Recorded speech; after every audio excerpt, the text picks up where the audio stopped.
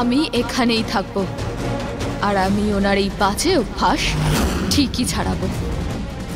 তোমার আসার মিথ্যে খবর দিয়েছি আমি, আর এটা শুধু সেই জন্যই একদিন তুমি সত্যি এ বাড়িতে আসো। আয়না দেখ না মা।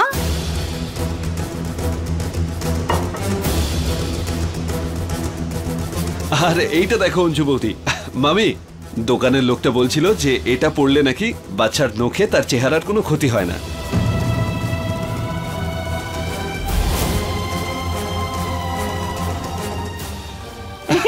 তবে একটা কথা ঠিক, জামাই কিন্তু প্রত্যেকটা জিনিস খুব যত্ন করে কিনে এনেছে।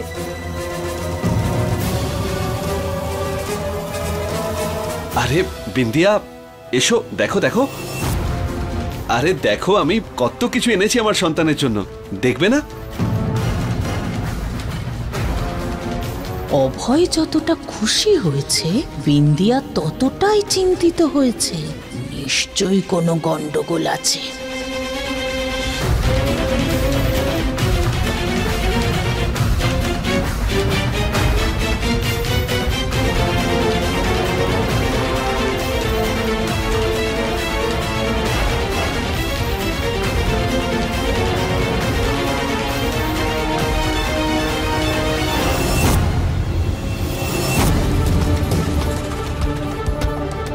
আরে এই এই এই কাপড়টা দেখো।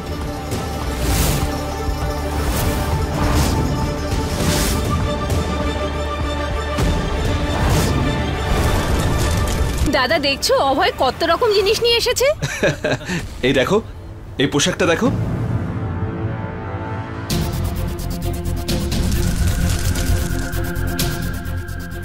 এই সমস্ত কিছু জিনিস এত তাড়াতাড়ি কেন আনলেন? আমাদের গ্রামে তো 3 মাস না হলে কাউকে কিছু বলেই না, বললে নাকি নজর লেগে যায়।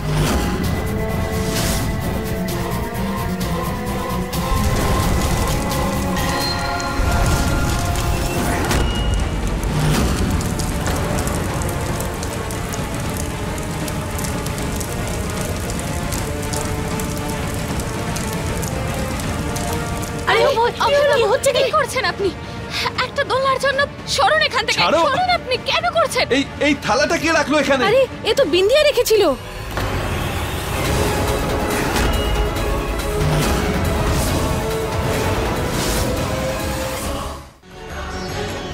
তোমার প্রবলেমটা কি বিন্দিয়া?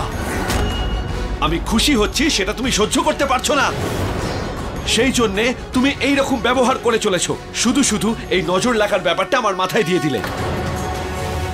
আমি আমার হবু সন্তানের বাবা, আমার সন্তানের জন্য আমার যা কিছু করার করব, আর এর জন্য আমায় শুধু আটকানোর কেন, কিছু বলারও চেষ্টা করবে না। বুঝতে পেরেছো? আমি এই পৃথিবীর সব সুখ আমার সন্তানকে দিতে চাই।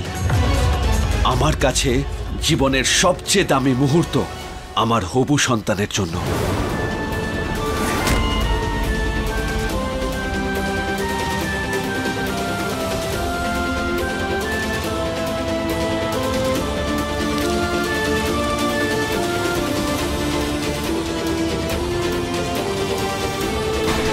সন্তোষ, এইসব জিনিস আমার ঘরে গিয়ে রেখে এসো।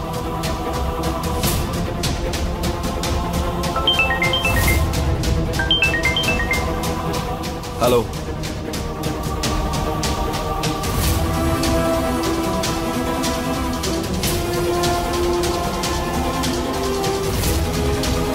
প্রশ্ন আমার এটাই যে বিন্দিয়া এইরকম কেন করছে। আমার এর মধ্যে কোনো গন্ডগোল মনে হচ্ছে। বিন্দিয়ার গর্ভধারী হওয়ার মধ্যে নিশ্চয়ই কোনো ব্যাপার আছে। এটা আমাদের জানতে হবে। সবার আগে এটা জানতে হবে যে বিন্দিয়ার এই ব্যবহার কোন দিকে ইশারা করছে। দোলনায় আগুন লেগে গেল, তারপরে ও যেটা করলো সেটা তো আমার মাথায় ঢুকলো না। আরে যে কোনো মাই সবার আগে দোলনা বাঁচানোর চেষ্টা করত, কিন্তু বিন্দিয়া তো সব থেকে বেশি অভয়ের জন্য চিন্তা করছিল।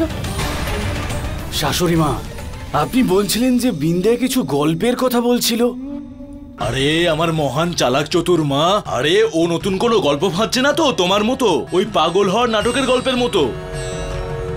ফালতু কথা বলিস না তো। ও বলছিল যে এই গল্পটা ও কতদিন চালাতে পারবে সেটাও জানে না। পরিষ্কার বোঝা যাচ্ছে যে বিন্দিয়ার শক্তি যদি সেই সন্তানের জন্য হয় যে ওর গর্ভে আছে, তাহলে অভয় যখন বাচ্চাটার জন্য কিছু করছে তখন বিন্দিয়ার মুখে চিন্তার ছাপ থাকা উচিত নয়। আরে মা, আমার তো মনে হচ্ছে যে তুমি কোনো কারণ ছাড়াই ওই গোলমরিচের পাহাড় বানাচ্ছ। কি পাহাড়? হ্যাঁ, গল্পের পাহাড়। হ্যাঁ ওটাই। মা, তুমি না নিজের মাথাটা ভুলভাল কাজের মধ্যে লাগাচ্ছ। আমি যেটা বলছি সেটা শোনো। তুমি কি বলতে চাইছো? তুমি এটা বলতে চাইছো যে বিন্দিয়া মা হতে যাচ্ছে না? অভয়ের মাথায় কি বুদ্ধি কম আছে যে এমনি এমনি বিন্দিয়াকে বাড়িতে নিয়ে চলে এসেছে? ঘটে একটু বুদ্ধি নেই। যখন নিজের মাথায় গোবর পোড়া তখন অন্যের দিকে আঙুল তোলা উচিত নয়, আর কথার মাঝে কথা বলা উচিত নয়। যেটা আমি বলছি সেটা শোন, আর সবার আগে এটা জানতে হবে যে সত্যিটা কি। সত্যিটা আমরা জানবো কি করে? একটা উপায় বের করেছি।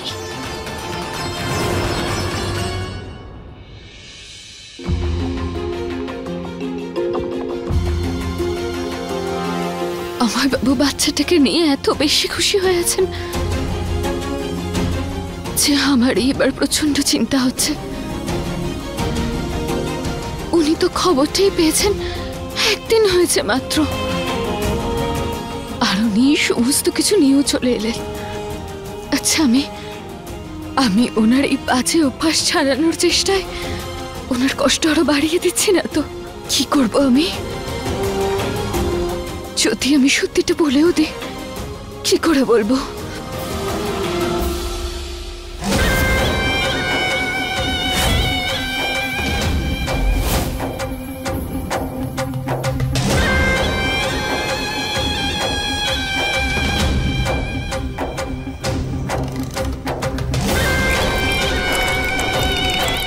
বিন্দিয়া, এবার তুমি এই তেলের মধ্যে পড়বে, আর অভয় আসলেই কোনটা সত্যি কোনটা মিথ্যে বেরিয়ে যাবে।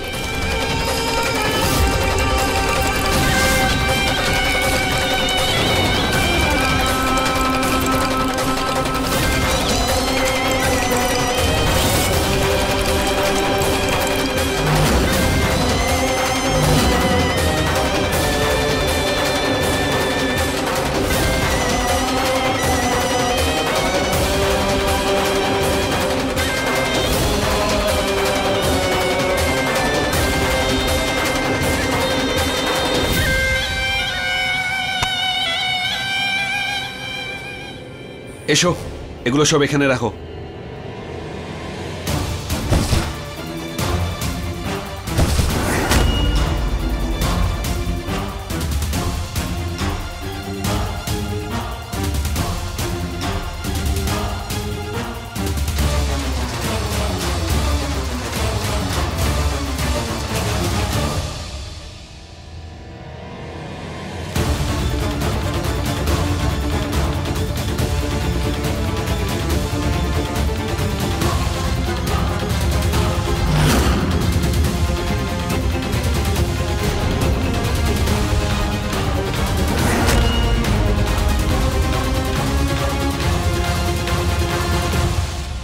ও তো একদমই নিজের খেয়াল রাখছে না।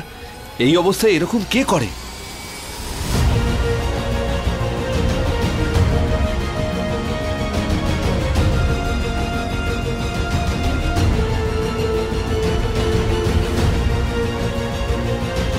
আচ্ছা, বাকি জিনিসগুলো নিয়ে এসো।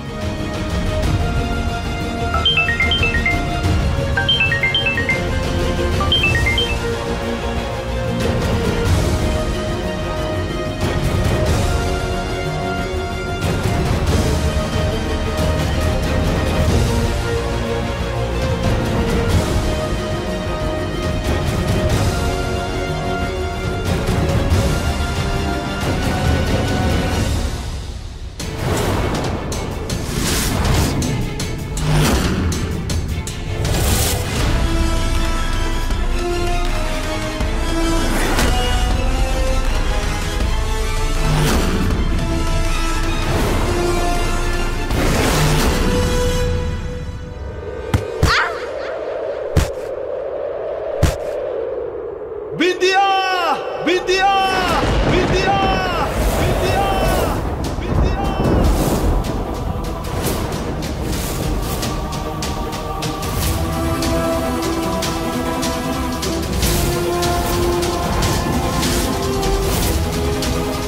তার মানে আমাকে ফেলে দেওয়ার পিছনে শাশুড়ি মার চক্রান্ত।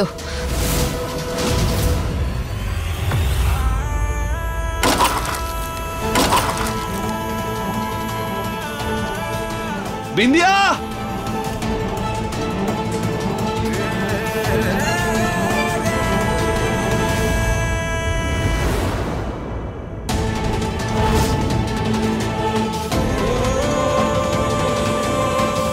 বিন্দিয়া তুমি ঠিক আছো বিন্দিয়া? ব্যথা করছে। আরে কেউ আছো বিন্দিয়া?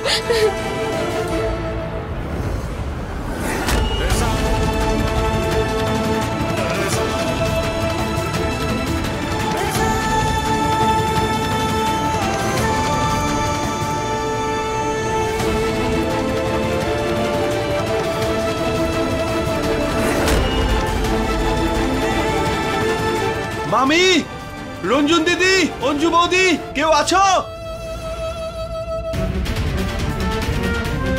আরে দিদি, মামি, কি হয়েছে জামাই? মামি দেখো না, তুমি দেখতে পাও না নাকি? আরে ওখানে তেল পড়েছিল, আমি দূর থেকে দেখতে পেয়েছি।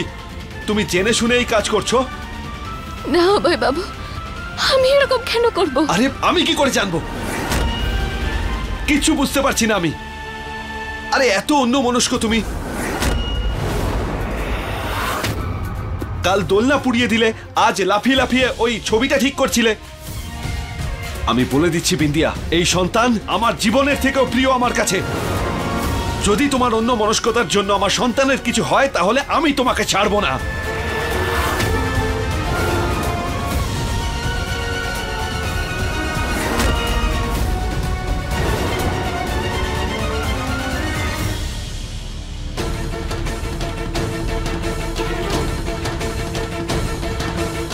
আরে শালা বাবু, কি হয়েছে? আরে ও অন্যমনস্ক হয়ে পড়ে গিয়েছিল, উপুর হয়ে পড়েছে। বাপরে, এটা খুব ডেঞ্জারাস ব্যাপার। তুমি টেনশন করো না, আমি এক্ষুনি ডাক্তারকে ডাকছি।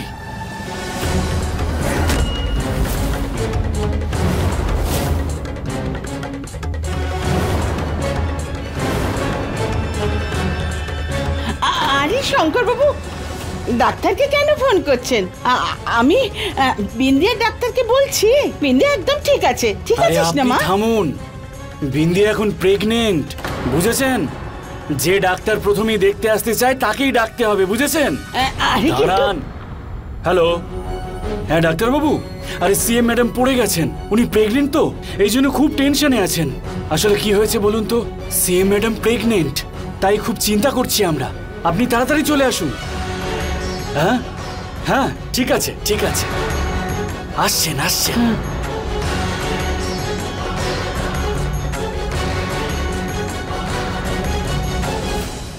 অভয়, কি হয়েছে? আরে দিদি, আরে বিন্দিয়া, তুমি ঠিক আছো?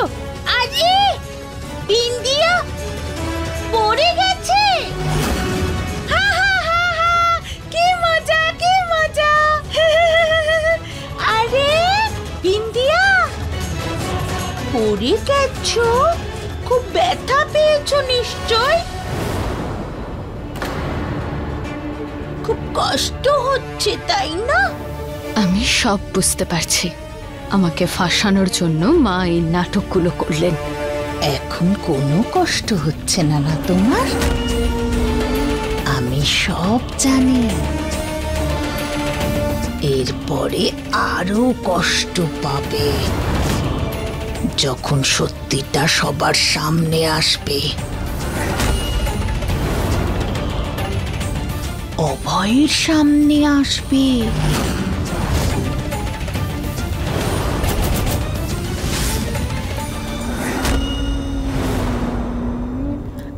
বরফি কুমারী, আরে এদিকে এসো, এদিকে এসো, বিন্দিয়াকে বিশ্রাম নিতে দাও। বরফি কুমারী এসো। বিন্দিয়া ব্যথা পেয়েছে। চলো ওদিকে চলো, ব্যথা লেগেছে তো, বিরক্ত করো না। ঠাকুর মঙ্গল করুন। কেন ডাক্তার টাক্তার ডেকে এত চিন্তা করছো তোমরা? চিন্তার আবার কি আছে? আমাদের বাপের বাড়ির প্রদীপ আসতে চলেছে, জানতে হবে তো বাচ্চাটা ঠিক আছে না নেই। তাছাড়া আর কি? ঠিক বলেছে রুনঝুন। তুমি চিন্তা করো না শালা বাবু, ডাক্তারবাবু 2 মিনিটের মধ্যেই আসছে। তুমি ততক্ষণে গিয়ে বিন্দিয়ার ফাইলগুলো নিয়ে এসো। যাও তাড়াতাড়ি নিয়ে এসো। হ্যাঁ যা।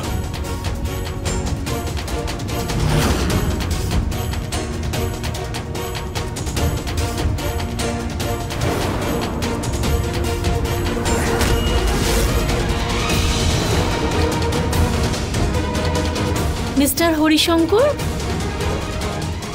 এই তো ম্যাডাম এসে গেছেন, আসুন আসুন।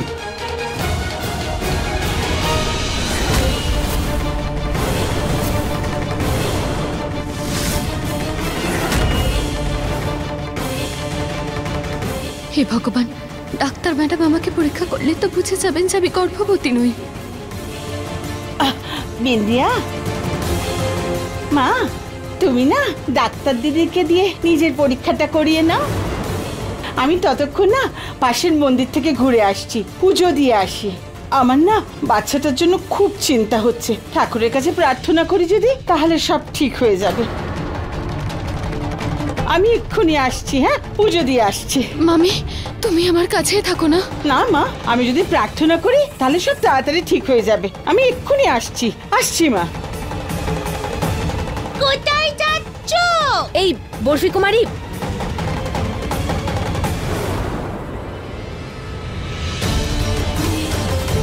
আসো শালা বাবু। ডক্টর নমস্কার ডক্টর। নমস্কার। আমি হবু সন্তানের বাবা, আর এটা মায়ের ফাইলস।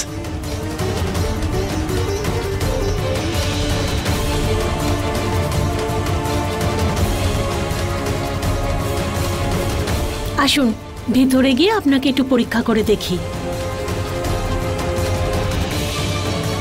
ও যেন একলা ভেতরে না যায়, তুই যা ওর সঙ্গে। কিন্তু এটা হলো কি করে? ওর অন্যমনস্কতা ডক্টর, তেলে পা পিছলে পড়ে গেছে, দেখতেই পাইনি। দরজার বাইরে তেল পড়েছিল, তাও সেটা রান্না করা সর্ষের তেল। সর্ষের তেল? হ্যাঁ, নিজেই ভাবুন অভয় বাবু, রান্না করার তেল আমার ঘরের বাইরে কি করছিল?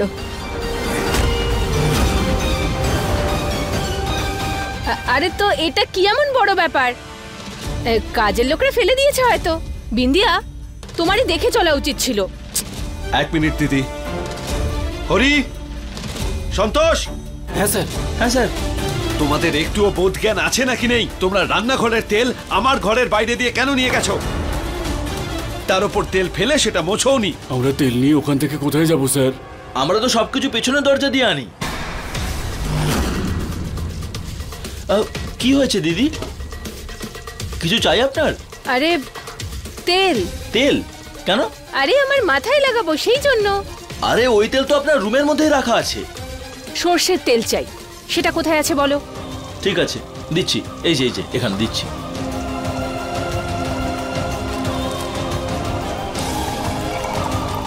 হয়ে যাবে এতে? হ্যাঁ হয়ে যাবে। আরে হ্যাঁ, রুনঝুন দিদি সর্ষের তেল নেওয়ার জন্য রান্নাঘরে এসেছিল।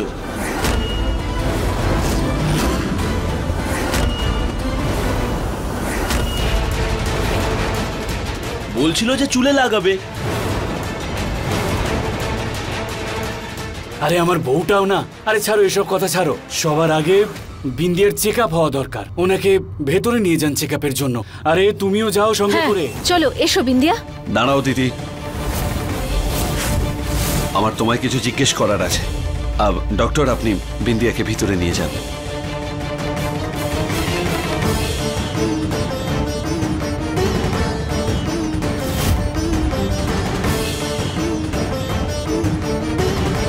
তোমরাও যাও। আচ্ছা দিদি এদিকে এসো প্লিজ, এদিকে এসো। হ্যাঁ দিদি, এই তেলটা কি তোমার হাত থেকে আমার ঘরের বাইরে পড়েছিল? এখানে তো খেলাটাই পাল্টে গেল। অভয় রঞ্জনকে প্রশ্ন করছে আর ওদিকে বিন্দিয়া একা ঘরে গেছে ডাক্তারের সাথে। বলো দিদি, এই সর্ষের তেল আমার ঘরের বাইরে কিভাবে পড়েছে?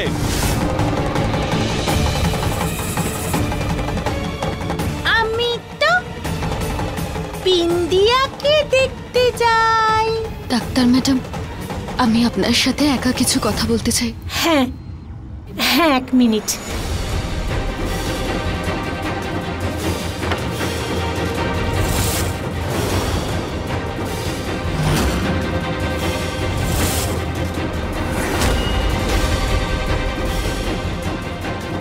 বিন্দিয়া, আপনি বাইরে অপেক্ষা করুন, আমি ওনাকে চেক আপ করবো। না না না, আমিও ডাক্তার ডাক্তার খেলবো। এ বিন্দিয়া, আপনি বাইরে যান, ওনাকে চেক আপ করতে দিন। না না না না না, আমি তো ডাক্তার ডাক্তার খেলবো। আচ্ছা আচ্ছা, ঠিক আছে ঠিক আছে।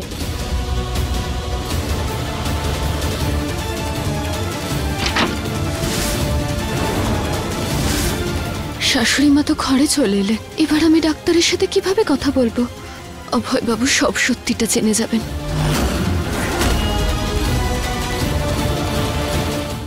अपने पसंदीदा शो के फुल एपिसोड देखने के लिए अभी डाउनलोड करें दंगल प्ले ऐप।